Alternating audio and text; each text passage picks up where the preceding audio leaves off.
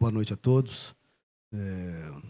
A Casa Cor, nos seus 29 anos de existência, tem um trabalho sempre junto com a cidade. Encontramos aqui diversos imóveis para ser restaurados e sempre tivemos uma atuação um pouco política na cidade. E esse momento, para nós, é também uma oportunidade de estar organizando esse encontro. Essa sala, nós montamos uma sala de conversas. Nas 3 primeiras semanas, foram conversas, palestras sobre arquitetura, arquitetura mesmo, prática, o que está acontecendo na prática, inteligência artificial. Foram vários os temas, comunicação na arquitetura, imagem, fotografia, foram vários temas que foram colocados aqui dentro. Na semana passada, com o apoio da Asbeia, organizamos algumas palestras, algumas coisas sobre a cidade que queremos, a cidade de Belo Horizonte, a cidade que nós gostaríamos de ter, a cidade que nós precisamos construir. E essa semana, agora, não vou dizer o apoio do CAL, que é muito mais do que o apoio, foi uma coisa, a participação foi muito forte, muito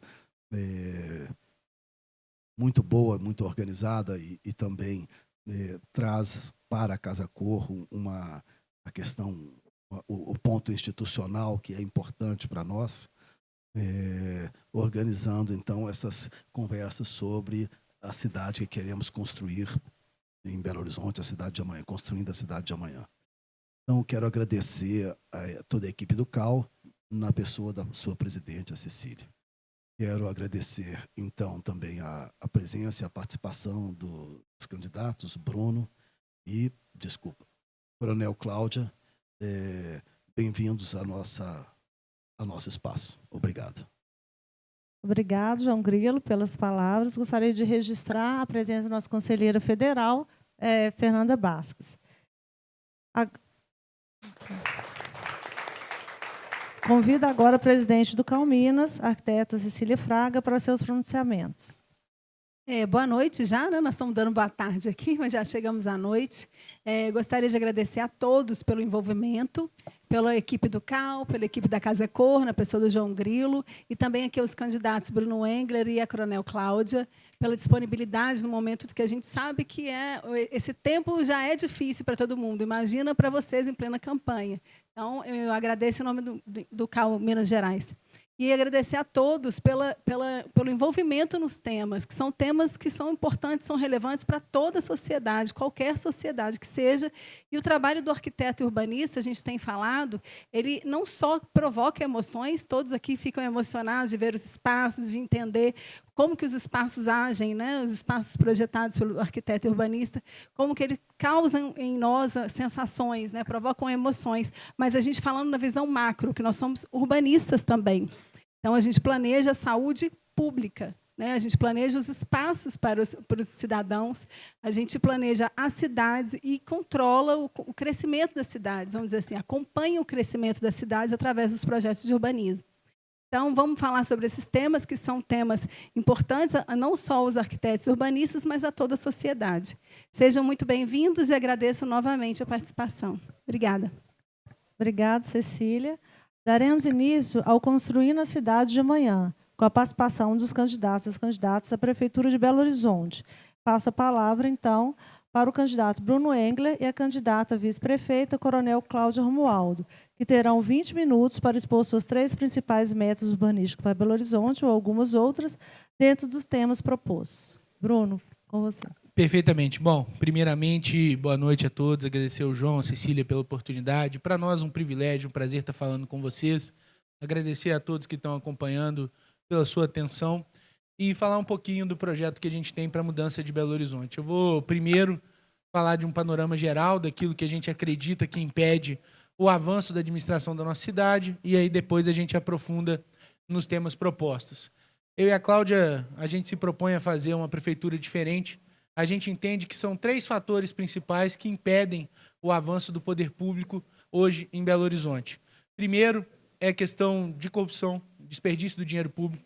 A gente é uma cidade com orçamento de quase 20 bilhões de reais, não pode prestar o serviço público de má qualidade que vem prestando atualmente. E a gente tem o compromisso, em assumindo a Prefeitura de Belo Horizonte, de passar um pente fino em todos os contratos. A gente quer fazer um raio-x da Prefeitura de Belo Horizonte, entender aonde está indo o dinheiro do Belo Horizontino, para que o recurso possa ser bem empenhado naquilo que é necessário para a população. Segundo ponto que a gente entende que impede muito o avanço da nossa cidade é a questão da politicagem. A gente vê uma prefeitura hoje que é utilizada para pagar faturas políticas, ao invés de colocar pessoas técnicas capacitadas para bem gerir o serviço público da maneira que o Belo Horizontino merece.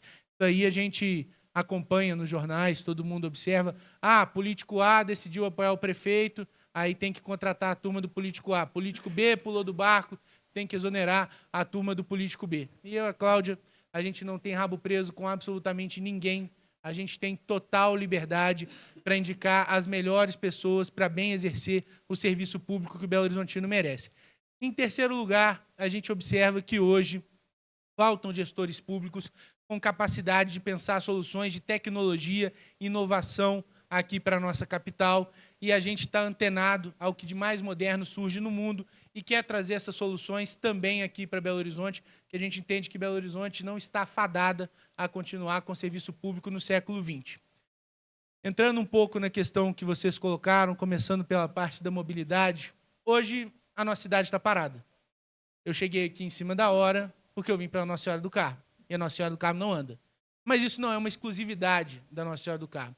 São todas as grandes avenidas de Belo Horizonte, arrisco dizer que todas as ruas de Belo Horizonte em horário de pico. Um estudo recente aponta que Belo Horizonte é a segunda pior capital do país para se rodar em horário de pico. A gente leva 57 minutos para rodar um percurso de 10 quilômetros. A gente só perde para Recife, que são 58. Nós estamos piores do que São Paulo. Às vezes, muita gente vai pensar que em São Paulo se perde mais tempo no trânsito, mas se perde mais tempo no trânsito porque lá as distâncias são maiores.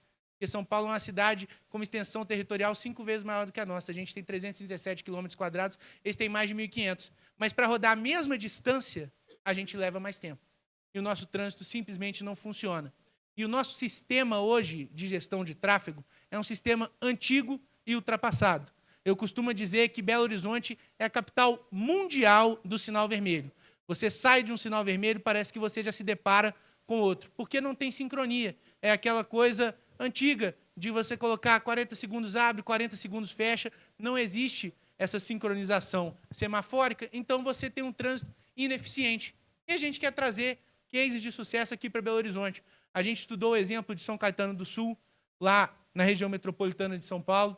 Eles fizeram uma parceria com o Google, com o Waze, instituíram o programa Waze for Cities, através do qual a prefeitura instala câmeras, e a gente já tem até algumas câmeras de monitoramento, mas seria necessário comprar mais.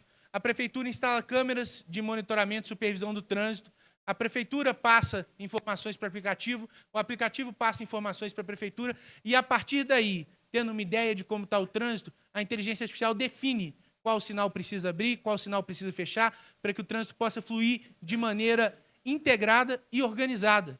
Com esse sistema, o município de São Caetano conseguiu reduzir o tempo de trânsito na área central da cidade em 40%.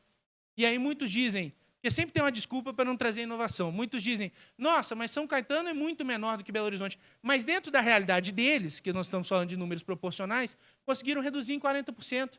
Se aqui a gente conseguir reduzir 20%, 30%, já é uma melhora significativa para os belo-horizontinos. E tem cidades, inclusive maiores do que a nossa, que já fazem uso de tecnologias semelhantes, talvez não tão avançadas como São Caetano, mas o Rio de Janeiro, que é maior que Belo Horizonte, já usa o sistema Green Light de semáforo sincronizado. E a gente continua aqui no atraso, talvez por isso esse resultado tão ruim. Para além disso, na questão da mobilidade, a gente entende que a própria inteligência artificial possa ser usada, e a gente sabe disso, porque as cidades fazem isso, possa ser utilizada para monitoramento do transporte público. O transporte público é uma das grandes reclamações do Belo Horizontino. E muita gente até nos pergunta, mas como é que você vai incentivar as pessoas a não tirarem o carro de casa? Eu falei, olha, você só convence uma pessoa a deixar o carro na garagem se o transporte público for de qualidade, porque ninguém vai deixar de sair de carro se tiver um transporte público ruim. através de tecnologia, inteligência artificial, você consegue monitorar as linhas de ônibus para ver se de fato estão rodando todos aqueles que estão pactuados em contrato, para ver se de fato estão passando no horário, e se não estiverem cumprindo aquilo que foi acordado no contrato, você aplica multas. E hoje existe até uma descrença em relação às multas, que as empresas sempre recorrem, não pagam multa. Hoje as empresas recebem subsídio. Então a gente precisa ter uma previsão, precisa ser trabalhado junto ao setor jurídico, que não pagou a multa, que haja corte no subsídio, mas que você tenha mecanismo de punição para serviço ineficiente e você tenha mecanismo de fiscalização. Para além disso, a gente tem a questão do contrato das empresas de ônibus, que nós vamos também auditar, e não estou de marcação com as empresas de ônibus, não, como eu falei, a gente quer auditar todos os contratos da Prefeitura, fazer o que o Calil prometeu que faria e não teve coragem. De fato, abrir a caixa preta da BH Trans. Se tiver alguma irregularidade, não temos receio nenhum de suspender ou até mesmo rescindir o atual contrato, que é herança do governo do PT, foi feito lá em 2008, no apagar das luzes do governo Pimentel, por 20 anos. Se encerra agora em 2028. Se tiver tudo em ordem, em nome da segurança jurídica, a gente tem que manter, mas a gente já vai começar a desenhar o próximo contrato de ônibus de Belo Horizonte, que vai ser feito pelo próximo prefeito, sempre tendo em mente o interesse da população de um preço justo, um serviço de qualidade. Para além disso, a gente tem também a questão aqui do metrô de Belo Horizonte. O metrô de Belo Horizonte não é o prefeito que vai fazer, não é o prefeito que vai resolver, mas o prefeito tem que cobrar. Eu sei que muita gente nem acredita mais no metrô de BH, virou uma coisa quase que o Papai Noel da campanha eleitoral, toda campanha eleitoral ele surge e depois ele some.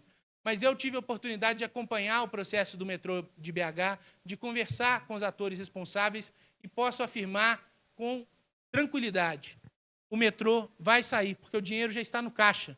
No governo anterior, no governo do presidente Jair Bolsonaro, foram destinados 2,8 bilhões para o metrô de Belo Horizonte, que foram complementados com mais 400 milhões do governo do Estado. Então, são 3,2 bilhões de reais que já estão no caixa da concessionária. Foi feito um processo de concessão, venceu a concessionária Metrô BH, já está com esse dinheiro em caixa, então cabe ao próximo prefeito cobrar o cumprimento do cronograma. Está previsto a conclusão das obras até 2027, em operação até 2029. E quando isso finalmente sair do papel, vai ser uma ferramenta importantíssima para dar a ligação do Barreiro à linha 1 do metrô, que é uma coisa tão esperada e que vai também resultar em desafogamento do trânsito, porque a gente sabe que muitas pessoas vão ter essa opção de ir de metrô ao invés de tirar o carro da garagem.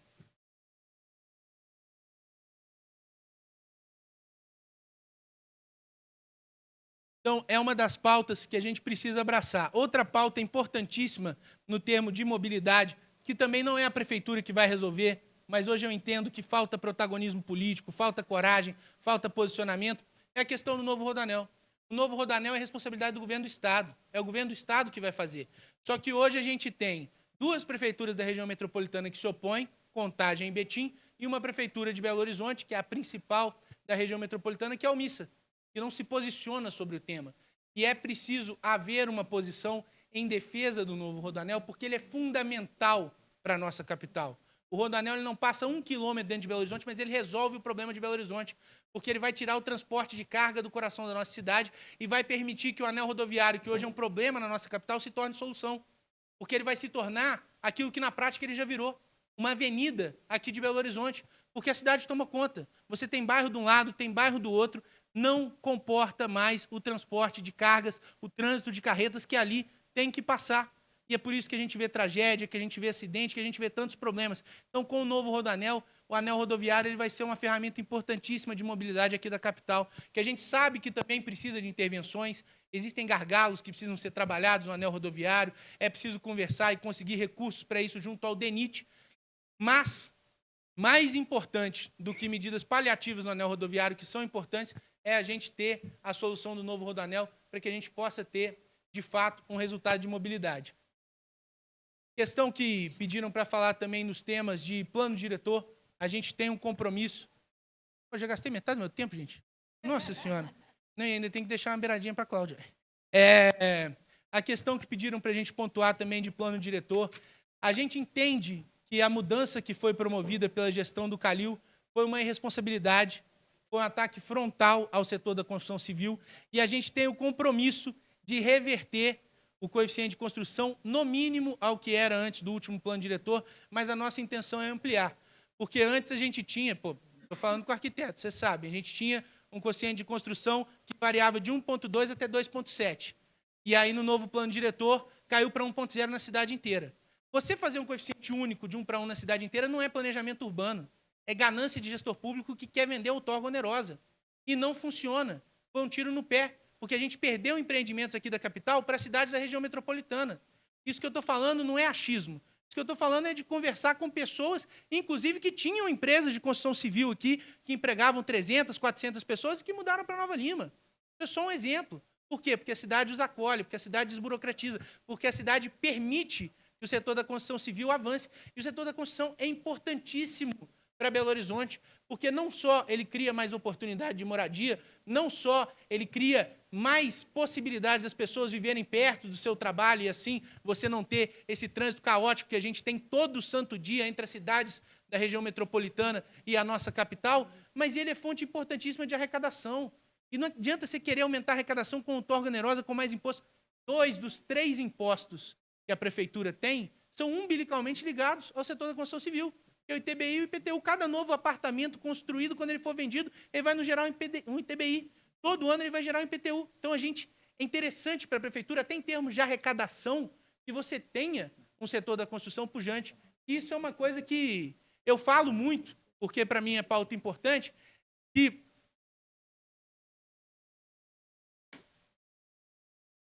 você consegue aumentar a arrecadação sem aumentar imposto. Basta você fomentar a economia, basta você fazer a economia girar. Eu costumo dizer que 20% de 200 é 40, 30% de 100 é 30. Então, às vezes, é melhor você ter uma fatia menor de um bolo gigante do que você ter uma fatia gigante de um bolo minúsculo. E hoje a gente tem uma prefeitura que sufoca, a gente tem uma prefeitura que inibe, a gente tem uma prefeitura que é inimiga daqueles que geram emprego e renda aqui na nossa capital.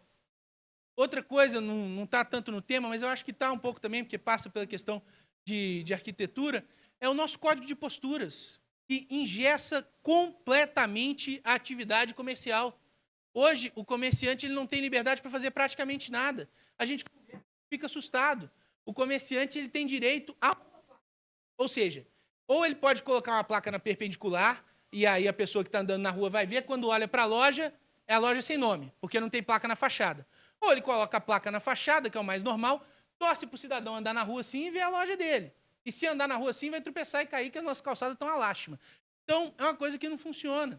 A gente quer desburocratizar, a gente quer liberar na nossa cidade também a questão dos anúncios luminosos, principalmente na região central. O centro da nossa cidade é escuro, é ermo. Através de anúncios luminosos, você consegue, junto da iniciativa privada...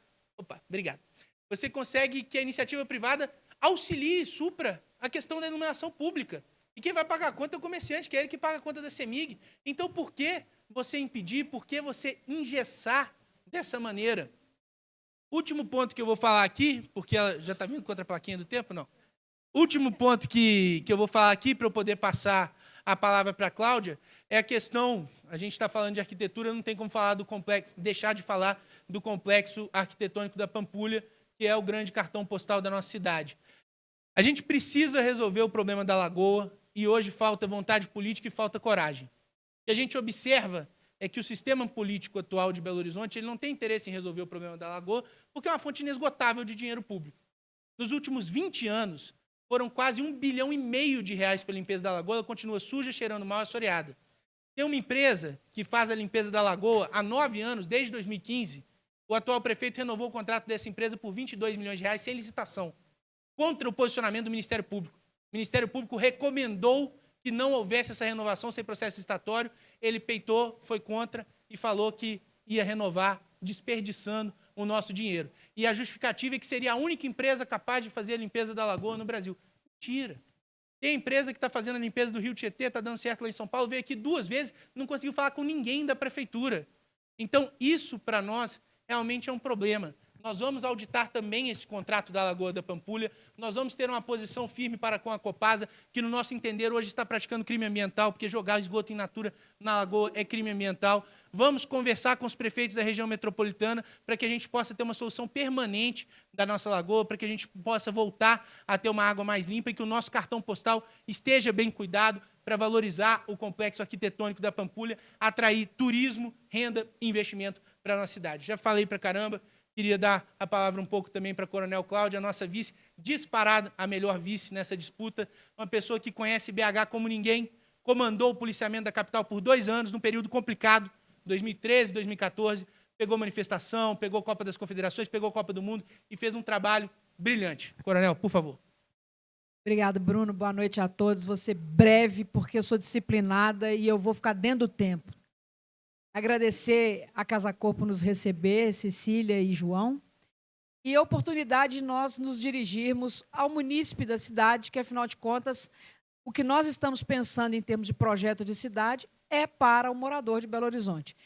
E nós estamos aceitando todos os convites, estamos participando de todas as oportunidades em que possamos ouvir as pessoas, porque não teria nenhum sentido nós nos trancarmos num gabinete e construirmos um projeto para Belo Horizonte sem ouvir o morador de Belo Horizonte. Aquilo que ele gostaria que se transformasse a sua cidade, para que voltasse a ser uma cidade que já foi um dia chamada de Cidade Jardim, e tem tudo a ver, né, com o que nós vamos ver aqui, que é beleza, e que já foi também a capital mais segura do país para se viver, e ela se perdeu com relação a isso. E essa é uma pauta que eu posso ajudar na construção do projeto para Belo Horizonte, em razão da minha experiência de ter estado por 30 anos na Polícia Militar de Minas Gerais. Nós podemos fazer um trabalho e entregar um projeto de segurança pública para a cidade que seja efetivo e que faça com que as pessoas passem a ter a sensação de estarem vivendo, andando, trabalhando e passeando, empreendendo numa cidade segura. Isso é possível de ser feito. Hoje, o Comando de Policiamento da Capital, que eu comandei, que à época tinha 5.500 homens e mulheres para cuidar do policiamento da cidade, perdeu hoje em torno de 35%, 38% do seu efetivo, está com cerca de 4.800. A nossa guarda tem cerca de 2.500. Nossa pretensão é que nós cheguemos esse número a 4.000. Então, nós teríamos um efetivo na Guarda Municipal quase igual ao que a Polícia Militar de Minas Gerais tem para fazer o policiamento em Belo Horizonte. E se fizermos um trabalho conjunto e integrado, nós temos condição de dar a esse recurso a destinação mais adequada, sem desperdício, sem sobrepor esforço, para que nós possamos ganhar em prevenção e em presença policial na rua da cidade. A gente costuma dizer que, para o cidadão, não importa a cor do gato, desde que ele pegue o rato. Então, se a farda é azul, se a farda é caqui, quem está lá precisando de uma presença policial não está preocupado com isso. Ela quer que seja segura o espaço onde ela transita. E já caminho para encerrar, para nós nos colocarmos à disposição das perguntas, dizendo que temos um problema social muito importante na cidade, e chama a nossa atenção, e de todos que vêm a Belo Horizonte, é a situação que nós vivemos hoje dos moradores que estão em situação de rua. Rua não é lugar para ninguém morar, não há dignidade nenhuma nisso. E nós temos uma preocupação com essas pessoas. E quando eu comandei a cidade, foi um censo que a prefeitura disse que fez, que à época falou que a nossa população era de 3.500 pessoas, mais ou menos, nessa condição. E hoje a prefeitura diz que é 5.000, era entre 3.500 a 5.000, lá em 2013. Não se passaram 10 anos e essa população ficou do mesmo tamanho. Tem muito mais gente aqui. E a prefeitura, lamentavelmente, não conhece esse problema, e é um problema importante, porque é um problema social, envolve pessoas, e tudo que eu e Bruno pretendemos fazer é cuidar da cidade, sim, mas priorizar e cuidar das pessoas. Afinal de contas, as pessoas são o nosso bem mais precioso. Então, em rápidas palavras, para não ser indisciplinada com o tempo e para ser correta na aplicação desse tempo aqui, agradecemos por nos permitir essa exposição. Encerro dizendo que a minha parceria com o Bruno não foi uma parceria que se formou às vésperas de uma convenção partidária para escolher um candidato a prefeito e um candidato a vice. Eu e Bruno já fizemos essa mesma dupla em 2020, concorremos também à prefeitura e, naquela época, nós não tivemos a condição que hoje temos de levar um projeto melhor. Renovamos a parceria, Obrigada. Estamos mais amadurecidos. Obrigado, boa noite. Obrigada, temos encerrado. Vamos passar para o debate. Então, agora é o momento das perguntas, né, onde a gente interage aqui com todos os participantes do evento. Um tema polêmico, que é o licenciamento de obras. Hoje, né, o senhor, posso chamar de senhor ou de Bruno mesmo? Eu pergunto primeiro, né, pedir autorização. Mas, Bruno Engler, sobre o licenciamento de obras, ou Coronel Cláudia também, fica à vontade. O que os candidatos pretendem fazer para desburocratizar o licenciamento ambiental e aumentar a fiscalização ambiental, principalmente com relação à Serra do Curral? Olha, o que acontece? Acho importante separar a questão da desburocratização como um todo e a questão da Serra do Curral.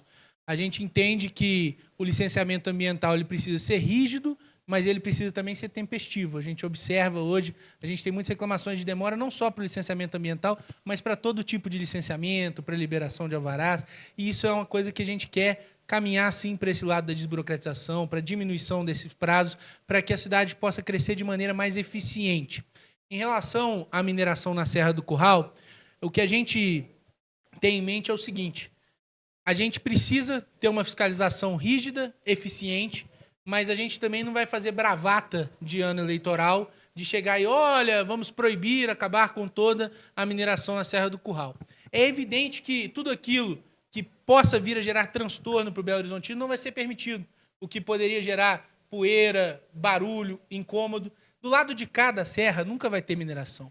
Agora, do lado de lá, onde a mineração já existe há muito tempo, está com as licenças ambientais, está com toda a fiscalização em dia, a gente também não pode colocar no mesmo balaio quem está com licenças em dia e com quem pratica operação ilegal. Então, a gente vai ter uma fiscalização firme, combate à operação ilegal, mas aqueles que estiverem operando de maneira regular não tem por que também combater por combater. Gostaria só de complementar dizendo o seguinte: a Serra do Curral hoje já tem um processo de tombamento no Pico Belo Horizonte, ali não se pode autorizar nenhum tipo de empreendimento. E a Serra do Curral, ela não tem só o município de Belo Horizonte, ela tem municípios confrontantes. Ela passa por Brumadinho, por Sabará, por Nova Lima. E quando você tem mais de um município, isso não é atribuição da Prefeitura Municipal cuidar. Aí você vai envolver o Estado, porque você vai envolver o IEFA, você vai envolver IFAM, exatamente, obrigado, é tanta sigla que a gente se perde.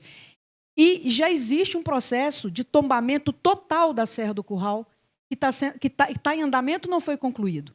Assim que o Estado concluir, tombando toda a Serra do Curral, fica resolvida a questão definitivamente, porque, então, não se poderá empreender num lugar onde é tombado.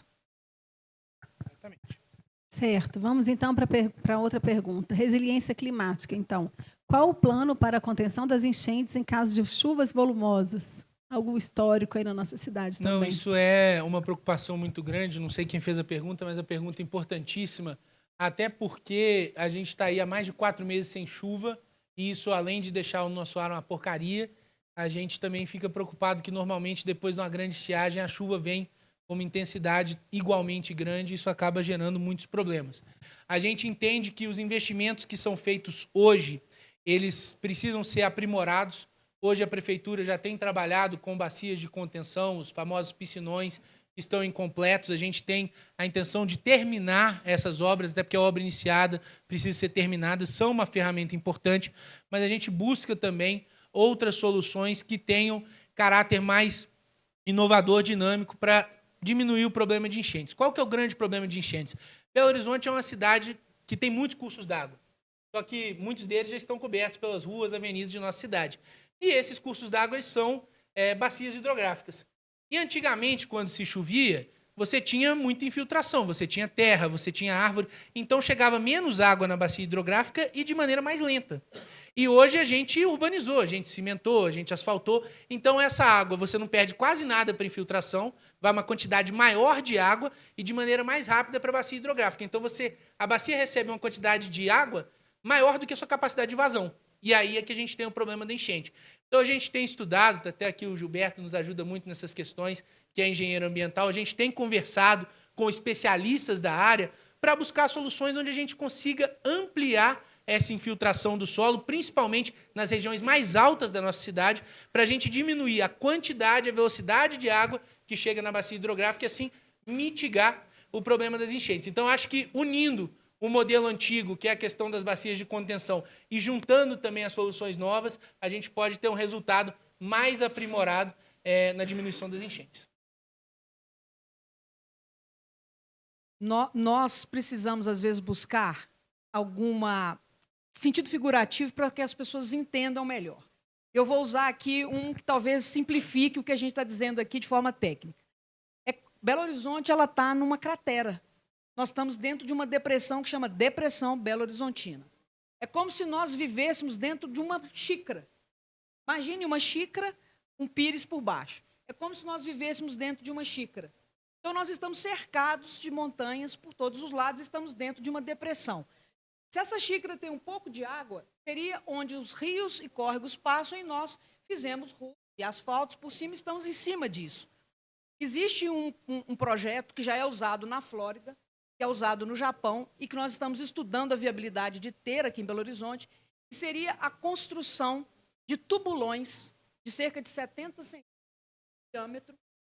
É como se nós fizéssemos pequenos furos, e aí precisa ser estudado aonde fazer, para que quando a água da chuva caia, e obviamente ela não tem por onde sair, ela vai subir, ela vai alagar.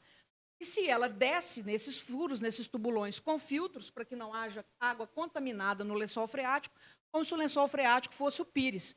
E aí essa água passaria e chegaria no lençol freático, que evitaria as enchentes. Seria talvez uma solução definitiva, que é alguma coisa que a gente está estudando. Só para esclarecer, a gente está estudando, é uma proposta inovadora que tem em países do primeiro mundo, e a gente está estudando a aplicabilidade, dentre outras propostas também, para aumentar a infiltração do solo. E só um outro esclarecimento, Depressão Belo Horizontina só quando o Galo perde, quando o Galo ganha é alegria Belo Horizontina. Não posso me manifestar. Mas eu vi que muita gente gostou, não posso me manifestar, desculpa. Mas aqui é democrático, atleta. Não, mas eu fui orientada, eu sou mediadora, não posso mostrar emoções. Então, gente, agora essa pergunta foi direcionada para o Bruno Engler, sobre licenciamento de obras.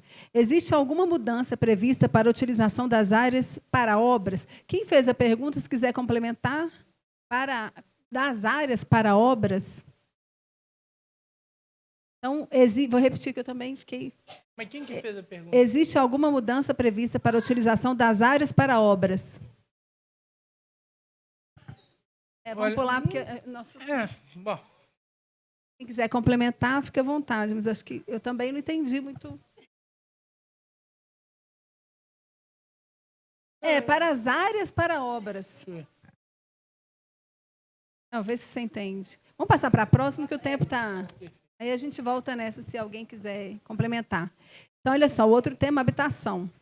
Você tem algum projeto para moradores de rua terem acesso à moradia? O número de moradores está crescendo demais, muitos drogados na rua. A cidade está perdendo o controle. A cidade está perdendo o controle, não, a cidade já perdeu. O que acontece? Isso aí foi até uma coisa que a Cláudia falou no início, no finalzinho da explanação dela, na verdade. A situação dos moradores de rua é uma situação complexa, só que a gente entende o seguinte, você só consegue trabalhar para resolver o problema quando você entende o problema. Hoje, a prefeitura, ela, em números oficiais, relatórios oficiais, aponta que a gente tem pouco mais de 5 mil moradores de rua. Isso aí é rir da cara do cidadão. Só na região central a gente tem bem mais do que isso. Então, se a prefeitura não sabe ao menos quantos moradores de rua tem em Belo Horizonte, como que ela vai trabalhar para resolver o problema? Então, a nossa ideia é fazer um mapeamento amplo dos moradores de rua de BH, entender quantos são, aonde estão e conversar com essas pessoas. Entender por que cada uma delas está na rua. Porque cada pessoa vai parar em situação de rua por um motivo.